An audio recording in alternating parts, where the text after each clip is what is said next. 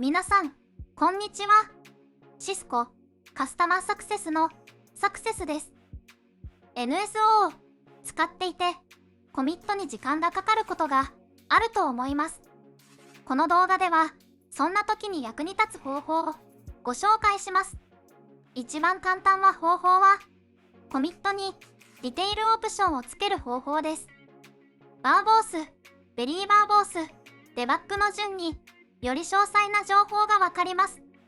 これでどの処理に時間がかかっているか特定することができます。しかし、必ずしも見やすいとは言えません。そこで、さらに見やすくトレースするために、イエーガーを使う方法を紹介します。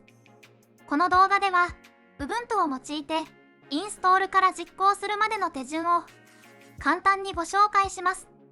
はじめに、pip をインストールします。続いて、Python のモジュールを3つインストールします。その後、NSO の Observability Exporter パッケージをダウンロードします。ダウンロードしたパッケージを通常のパッケージと同じ方法で展開します。展開したファイルを NSO のパッケージズフォルダに入れ、パッケージズリロードを実行します。次に、イエーガーのバイナリーをダウンロードします。ここでは Linux 版を使います。ダウンロードしたイエーガーを展開します。その後、オールインワンバイナリにコレクターオプションをつけて実行します。これでイエーガーの準備は完了です。ブラウザでアクセスすると、このような画面が表示されます。最後に NSO でテレメトリーの設定をします。最初にunhide debugコマンドを実行するのを忘れないようにしてください。これで準備は完了です。実際に NSO で設定をコミットしてみます。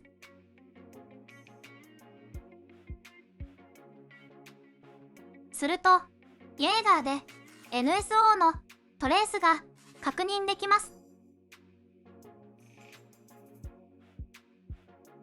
トレースの詳細はこのようになっています。CLI と違い、コミットのフェーズごとの時間を簡単に確認できます。表示を畳むこともできるため、解析がとても容易になります。